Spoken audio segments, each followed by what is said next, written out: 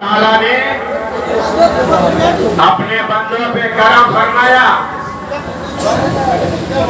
اپنے آخری پیغمبر حضور نبی کریم رؤوف الرحیم صلی اللہ تعالیٰ علیہ وسلم کو ملک عرب میں مکہ کی دھرتی پر شوق اللیل محلے میں حضرت عبد المطلب کے آنگن میں حضرت میرے جانور حد سے زیادہ فرما تندرست ہو چکے ہیں اور ہماری بکریوں کے ساتھ دودھ سے بھرے دکھائی دے رہے ہیں۔ کوئی کہتا ہے کہ ہم نے اپنے باغ اور باغیچے کا جائزہ لیا تو کیا دیکھا کہ ہمارے باغات میں بہت سے درخت سوکھے ہوئے ہیں اور پتیاں جھڑی ہوئی ہیں، لیکن آج میں نے دیکھا کہ ہر درخت ہرے بھرے نظر آتے ہیں اور بے موسم درختوں میں پھل لگے ہوئے دکھائی دے رہے ہیں۔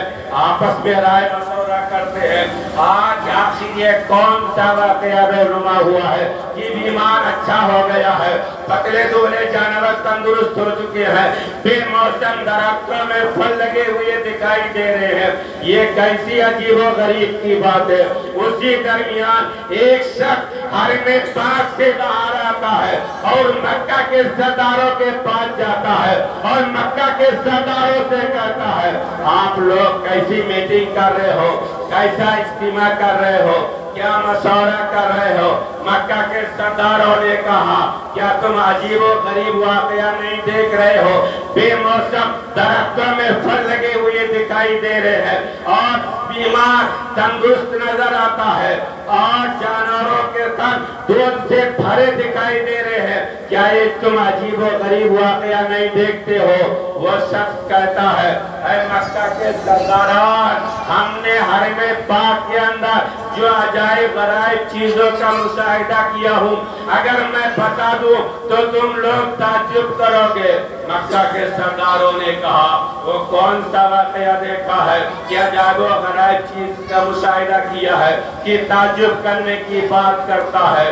اور وہ کہتا ہے کہ اے مکہ کے سردار، الگ صبح تم لوگ اپنے باغیچے کو دیکھا ہے، اپنے جانوروں کو دیکھا ہے، اپنے بیماروں کو دیکھا ہے، اپنے اہل و عیال کو دیکھا ہے۔ میں الگ صبح اٹھتا ہوں، حرم پاک کے اندر جاتا ہوں، خانہ کعبہ کا طواف کر لیتا ہوں۔ جب خانہ کعبہ کا طواف ہم نے مکمل کر لیا اور چلنے کی تیاری کیا تو میں کیا دیکھتا ہوں کہ مکہ کے سردار قریش حضرت عبد المطلب اپنی گود میں ایک حسین و جمیل بچے کو لے کر حرم پاک کے اندر داخل ہو رہے ہیں۔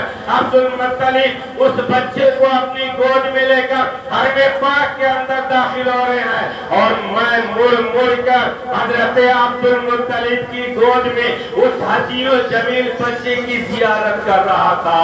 اے سرداران قریش، اتنا حسین و جمیل بچہ آج تک میری نگاہوں نے نہیں دیکھا، میری آنکھوں نے نہیں دیکھا، یہاں تک کہ مکہ کی سرزمین پر کسی خاتون نے اتنا حسین و جمیل بچے کو جنا نہیں ہے۔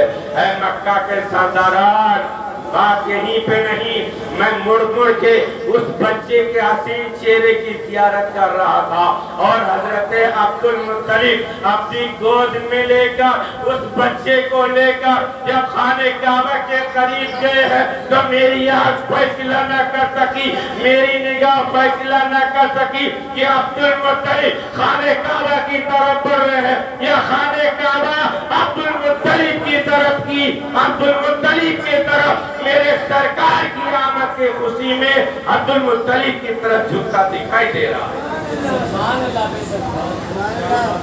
وہ شخص کہتا ہے اے سرداران مکہ، ہم نے اپنے ماتے کی آنکھوں سے دیکھا ہے کہ جب حضرت عبد المطلب اپنی گود میں حسین و جمیل بچے کو لے کر خانہ کعبہ کے قریب گئے ہیں تو خانہ کعبہ میرے سرکار کی طرف جھکتا ہوا دکھائی دیا۔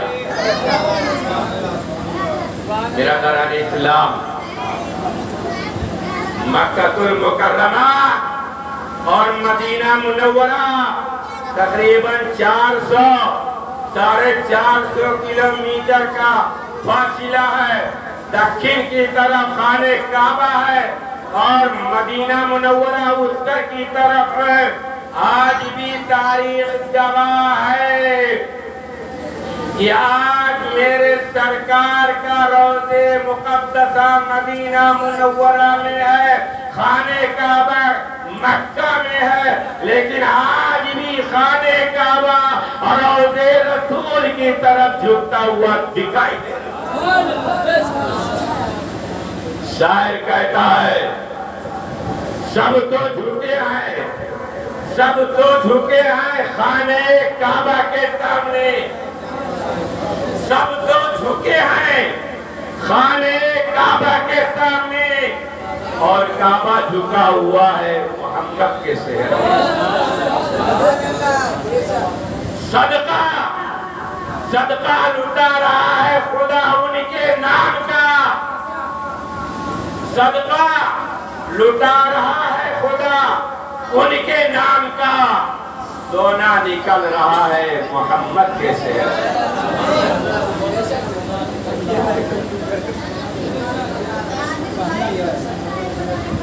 वो शख्स सरदाराने मक्का के दरमियान ये बात करता है, हजरत अब्दुल मुत्तलिब मेरे आका को गोद में लेकर खाने काबा का तवाफ करा रहे हैं।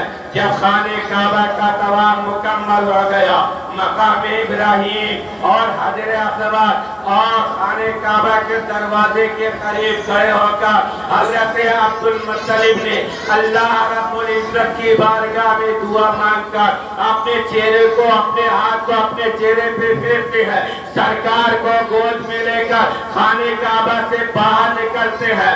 और हजरत मक्का के तमाम सरदार लोग मेरे हजरत अब्दुल मुत्तलिब का इंतजार कर रहे थे। जब अब्दुल मुत्तलिब को आते हुए मक्का के सरदारों ने देखा तो और करीब बढ़ते हैं और कहते हैं सरदार कुरैश अब्दुल मुत्तलिब, हमने सुना है तुम्हारी गोद में हसीन व जमील बच्चा है, निहायत खूबसूरत है, बेमिसाल बच्चा है, लाजवाब बच्चा है, हम उस बच्चे को देखना चाहते हैं, उस हसीन बच्चे की चेहरे की जियारत करना चाहता हूँ। बिरादराने मिल्लत इस्लामिया, जैसे हजरत अब्दुल मुत्तलिब ने अपने बाहों को फैलाया, मक्का के सरदारों की नजर जब मेरे रसूल सल्लल्लाहु अलैहि वसल्लम के चेहरे अनवर पे पड़ी तो देखते हैं, देखते रह जाते हैं, गोया आला हजरत की जुबान में पुकार उठते हैं, वह कमाले हुस्ने हुजूर है, वह कमाले हुस्ने हुजूर है कि गुमाने नक्शे जहां नहीं, यही बोल मार से दूर है, यही शम्मा है कि धुआं नहीं। तमाम मक्का के सरदार मेरे आका की तारीफ कर रहे हैं, हुस्न जमाल का तज़किरा कर रहे हैं, मुबारकबादियाँ पेश कर रहे हैं और अपने अपने घर की तरफ चले जा रहे हैं। हजरत अब्दुल मुत्तलिब मेरे सरकार को गोद में लेकर अपने हवेली में जाते हैं, हजरत आमिना खातून की गोद में पेश कर देते हैं। अब मेरे आका मौला सल्लल्लाहु अलैहि वसल्लम अपनी वालदा हजरत आमिना खातून की गोद में आ जाते हैं। हजरत आमिना खातून सरकार के चेहरे की ज़ियारत कर रही है और रुखसार का बोसा ले रही है। हजरत आमिना खातून के मकान पर महल्ले की बहुत से औरतों मौजूद है। उन औरतों का कहना है कि हमने अपने माथों से देखा है जब मोहम्मद अरबी सल्लल्लाहु अलैहि वसल्लम की विलादत पाक का वक्त आया था तो हम लोग आमिना खातून के मकान पर मौजूद थे। उन औरतें कहती है कि मैंने देखा कि जब आपकी पैदाइश का वक्त हुआ था तो आसमान के सितारे जमीन की तरफ झुकते चले आ रहे थे।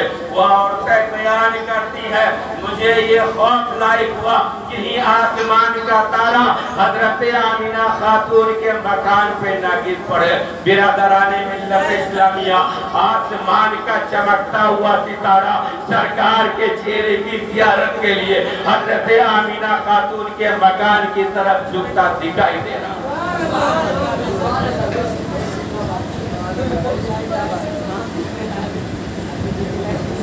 बिरादराने मिल्लत इस्लामिया, میرے آقا صلی اللہ علیہ وسلم کی ولادت پاک ہمارے اور آپ کے لیے کسی نعمت سے کم نہیں، کسی خوشی سے کم نہیں، کسی عید سے کم نہیں۔ آج کل کی تاریخ میں کچھ گمراہ منافقین 12 ربیع الاول کو 12 وفات کہتے ہیں اور کہتے ہیں 12 وفات، تو اس وقت نبی کی وفات کی تاریخ ہے، تم لوگ جشن کیوں مناتے ہو؟ میں ان سے کہنا چاہتا ہوں کہ نبی کے بارے میں وفات کا لفظ اپنی زبان سے لینا، تم اسلام سے خارج ہو گئے، تم ایمان سے محروم ہو گئے، تم دائرے اسلام سے باہر ہو گئے۔ برادران ملت اسلامیہ، میں نبی کی ولادت کا جشن مناتا ہوں، نبی کی پیدائش کی خوشی مناتا ہوں، اور تم نبی کی وفات کا غم مناتے ہو۔ اس کا مطلب تمہارے مولویوں نے لکھا ہے مَعَدَ اللَّهِ رَبِّ الْعَالَمِينَ، رسول بھی مر کر مٹی میں مل گئے۔ برادران ملت اسلامیہ، رسول کو مر کر مٹی میں کہنے والا وہ خود مر چکا ہے، اس کا ایمان مر چکا ہے، اس کا ضمیر مر چکا ہے، اس کا احسان ختم ہو چکا ہے، اس کا سب کچھ ختم ہو گیا ہے۔ اسے اسلام سے، ایمان سے، عشق و محبت سے کوئی واسطہ نہیں۔ میں کہنا چاہتا ہوں میرا رسول زندہ ہے، میرا اسلام زندہ ہے، میرا قرآن زندہ ہے، ہماری حدیث زندہ ہے، ہمارا ایمان زندہ ہے، ہمارا ضمیر زندہ ہے، ہمارا احساس زندہ ہے، ہماری سائلی کائنات زندہ ہے۔ برادران ملت اسلامیہ، نبی اگر دنیا میں تشریف نہ لاتے ہمارا اور آپ کا وجود نہ ہوتا۔ ہمیں رمضان ملا نبی کے صدقے میں، شعبان ملا نبی کے صدقے میں، قرآن ملا نبی کے صدقے میں، رحمان ملا نبی کے صدقے میں، شب برات ملی نبی کے صدقے میں، شب قدر ملی نبی کے صدقے میں۔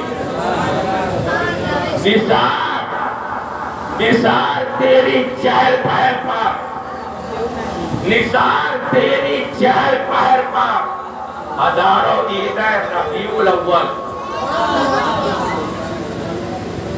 نثار تیری چہل پہل پر، ہزاروں عید ربیع الاول، سوائے ابلیس اور منافق کے جہاں میں سبھی تو خوشیاں منا رہے ہیں۔ ابلیس غم منا رہا ہے، منافقین مرتدین یہ غم منا رہے ہیں، ساری کائنات نبی کی ولادت کا جشن منا رہی ہے۔ وقت اجازت نہیں دیتا، جزاک اللہ کی گھنٹی لگنا شروع ہو گیا۔ اب میں اپنی تقریر پہ ختم کرتا ہوں اور اللہ رب العزت کی بارگاہ میں دعا کرتا ہوں کہ اللہ تعالی ہمیں اور آپ کو، ہر مسلمانوں کو اس کے رسول میں جلائے اور اس کے رسول میں موت دے، مذہب اسلام کے دائرے میں ہمیں اور آپ کو سلامت رکھے، ایمان پر ہمارا آپ کا خاتمہ فرمائے۔ وما علینا الا البلاغ۔ السلام علیکم۔